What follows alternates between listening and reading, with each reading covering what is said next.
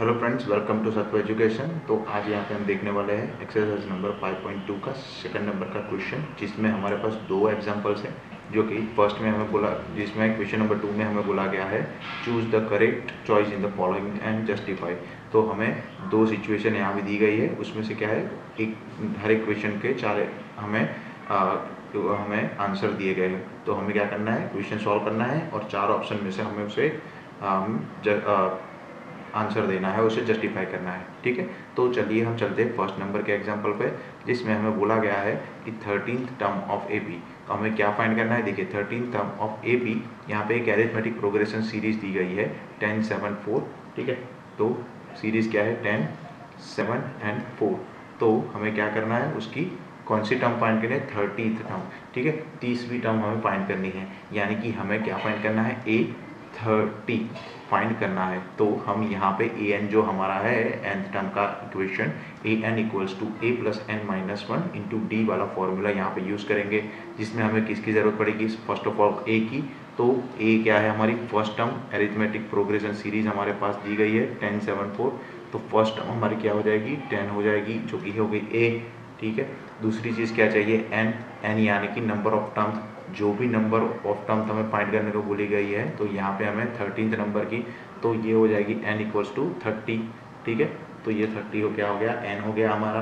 फिर क्या चाहिए, हमें d चाहिए। तो d क्या है हमारा, कॉमन डिफरेंस। तो d हम कैसे फाइंड करते थे, तो d हम कैसे, जो हमारी सक्सीडिंग टर्म थी उसमें से हम प्रीसीडिंग टर्म माइनस कर देते थे, यानी कि 7 माइनस 10। तो यहाँ पे क्या आंसर आएगा, -3। तो यहाँ पे देखिए, यहाँ पे हमें बोला ही गया है कि अरिथमेटिक प्रोग्रेशन सीरीज है 10, 7, 4। तो हमें क्या है, दूसरी बार कॉमन डिफरेंस फाइंड करने की ज़रूरत नहीं है। ठीक है, तो ये जो ए एन डी की वैल्यू आ गई, वो हम क्या करेंगे, अभी जो ए एन वाला हमारा फॉर्मूला है उसमें हम प्लेस कर देंगे। हमें फाइंड क्या करना है, A30। ठीक है, तो एन क्या है हमारा 30 है, तो A30 की वैल्यू फाइंड करनी है। तो उसमें सबसे पहले ए की वैल्यू क्या है हमारे पास, ए की वैल्यू है 10। तो यहाँ पर लिख लेंगे 10 प्लस एन क्या है 30। तो एन की वैल्यू कर देंगे, सॉरी एन हमारा हो जाएगा 30 माइनस 1। और डी हमें क्या मिला है, यहाँ पे डी हमें मिला है -3 मिला है। तो डी की वैल्यू हम यहाँ पे ब्रैकेट में रख देंगे -3। तो इसे जब मैं सॉल्व करूँगा तो ये बन जाएगा 20 प्लस ये हो गया 30 माइनस 1 29, और ये हो गया -3। तो 10 प्लस 10, तो ये माइनस आगे आ जाएगा प्लस में, तो ये हो जाएगा प्लस, हो जाएगा माइनस, और 29 3 हो जाएगा हमारा 87। तो 10 माइनस 87 हमें क्या मिल जाएगा, 77। तो A30 की जो हमें वैल्यू फाइंड करने को बोली गई थी, उसका आंसर हमें क्या मिलेगा, -77, जो कि हमारे ऑप्शन है बी, सॉरी ये हमारा ऑप्शन होगा यहाँ पे सी। बी तो हमारा क्या है, +77 है। तो ये हो गया हमारा फर्स्ट नंबर का एग्जाम्पल। अभी हम देखेंगे नेक्स्ट नंबर का।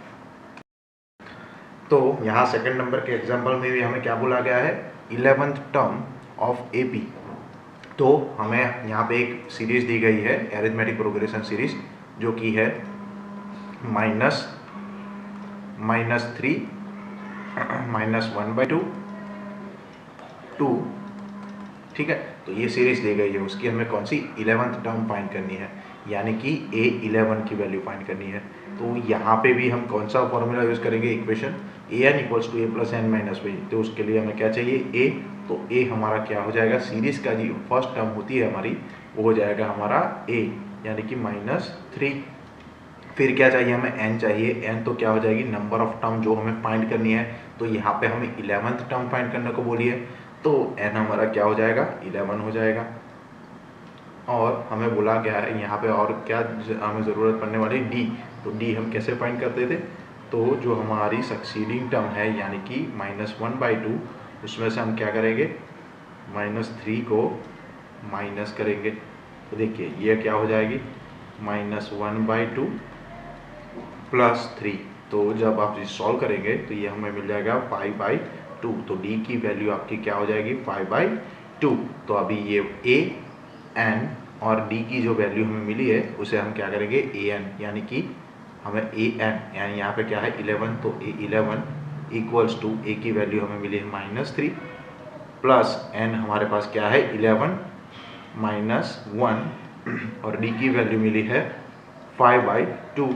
तो जब इसे हम सॉल्व करेंगे तो बोलेगा -3 प्लस 11 माइनस 1 हो जाएगा 10 मल्टीप्लाई बाई 5/2, ठीक है। तो 2 से 10 कटेंगे तो ये बन जाएगा 5, 2 ज़ा 10, यहाँ पे बचेगा -3 प्लस 5 5 ज़ा, ये हो जाएगा 25। तो -3 प्लस 25 में मिल जाएगा 22।